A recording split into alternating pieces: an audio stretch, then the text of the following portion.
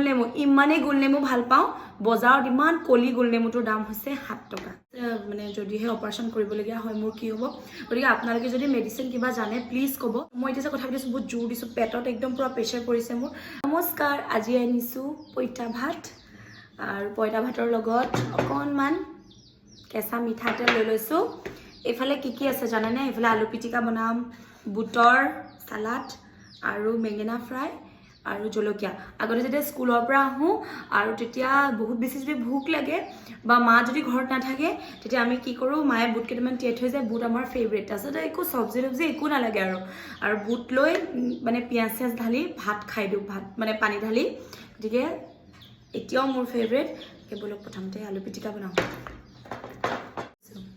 এইফালে গোলনেমু ইমানেই গোলনেমু ভাল পাওঁ বজাৰত ইমান কলি গোলনেমুটোৰ দাম হৈছে 7 টকা বুজিছে আৰু কিন্তু গোলনেমু খাই যে মোৰ ভাল লাগে আলু পিটিকা কৰি লৈছোঁ আৰু মোৰ মাতটো যে কিয় ভাল নাই হোৱা মই বুজি নাই পোৱা মই বহুত দৰৱ খাইছোঁ ডক্টৰকো দেখাইছোঁ অৱশ্যে ডক্টৰে মোক ৰেষ্ট ল'ব কৈছে এসপ্তাহ 8-9 দিন মান একদম কথা পাতিব মনা কৈছে মনে থাকিব কৈছে ডক্টৰে মানে একেবাৰে কথা পাতিবলৈ মনা কৈছে মোক কিন্তু মই যে ভিডিঅ' দি থাকোঁ কথা নাপাতিলেতো নহ'ব নিমখ আনিবলৈ পাহৰিলোঁ গ'ল আৰু মগজটো অকণমান নিমখ দি দিওঁ ইয়াতে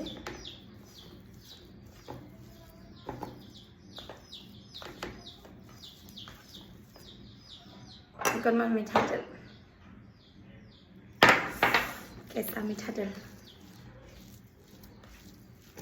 গতিকে মাতটোক ৰেষ্ট দিব পৰা নাই ভিডিঅ'বিলাক ব্লগছবিলাক দি থাকিবলগীয়া হৈছে অভাৰ ভইচ দিবলগীয়া হৈছে পিছফালৰ পৰা ক'বলগীয়া হয় মানে ভইচটো যিহেতু ভিডিঅ'ৰ অৰিজিনেল ভইচটো নিদিওঁ মই পিছফালৰ পৰা ধুনীয়াকৈ কৈ যাওঁ ধুনীয়াকৈ ক'ত ধুনীয়াকৈ নিজৰ কথা নিজে কৈছোঁ মানে যেনেকৈ অলপ ভইচটো দি যাওঁ আৰু সেইটো কাৰণে মানে মাতটো বহুত বেছি জোৰছে ক'বলগীয়া কিন্তু মাতটো বহুত ৰেষ্টে পোৱা নাই ডিঙিয়ে মোৰ কেৱল পইতা ভাত খোৱা ষ্টাৰ্ট কৰি দিওঁ দেই পটল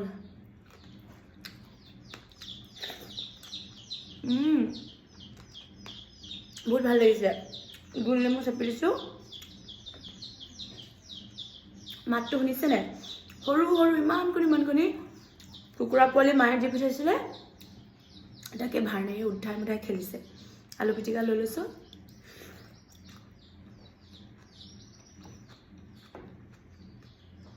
সব বহুত মজা আছে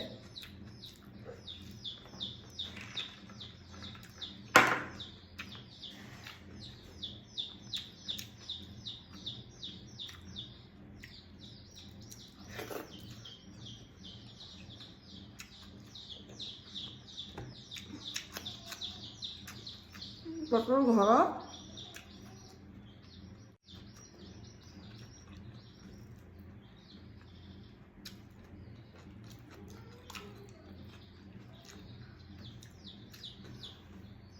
গোলনেমু গোন্ধতে খাব পাৰি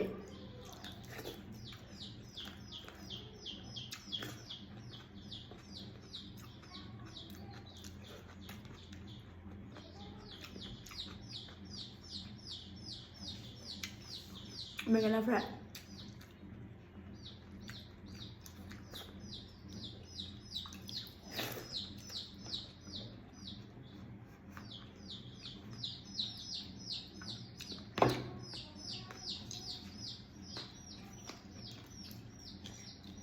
তাহাঁতি বাহিৰত দিলেও নাযায় আৰু বাৰ্ণীয়ে বাহিৰত যাবও নিদিয়ে যদি বাৰ্ণীয়ে গৰম বন্ধ হৈ আছে দিনটো খেলিব তাহাঁতৰ লগত বাৰ্ণীৰ স্কুল খুলিব হ'ল আৰু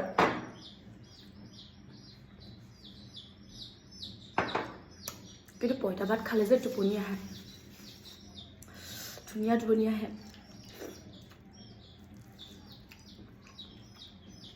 স্লিপিং টেবলেট পইতা ভাত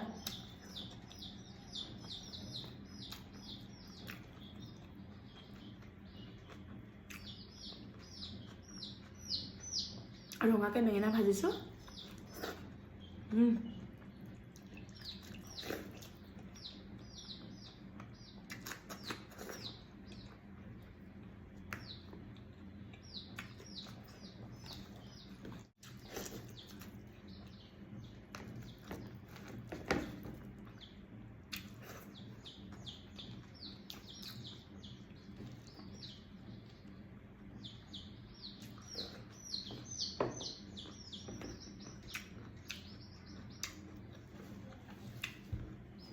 বুটৰ লগত খাই যে মজা লাগে।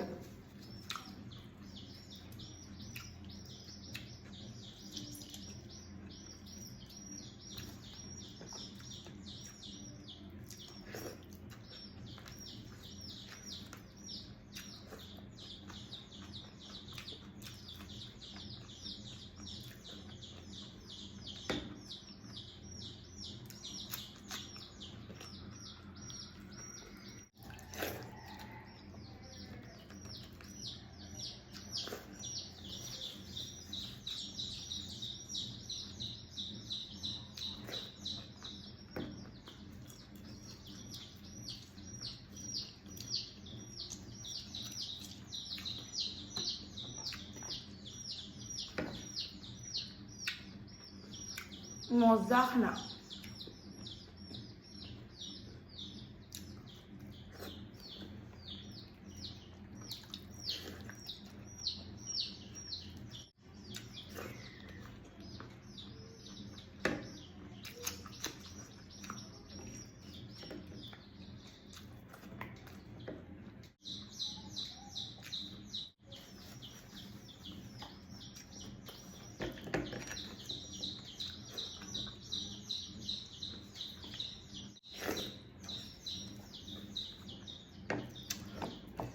বহুত টেষ্টি। ইমানখিনি খাই মই দিনটো ভাত নাখাওঁ দেই।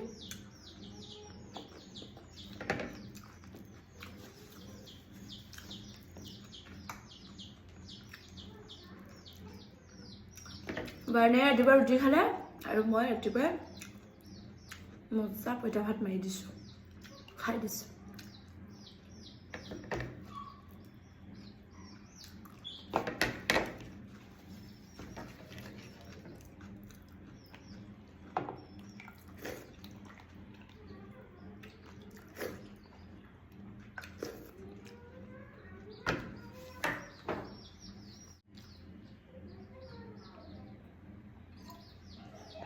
ভাত খাই অলপ পানী খাব নালাগে, এঘণ্টামানৰ পাছত খাব লাগে।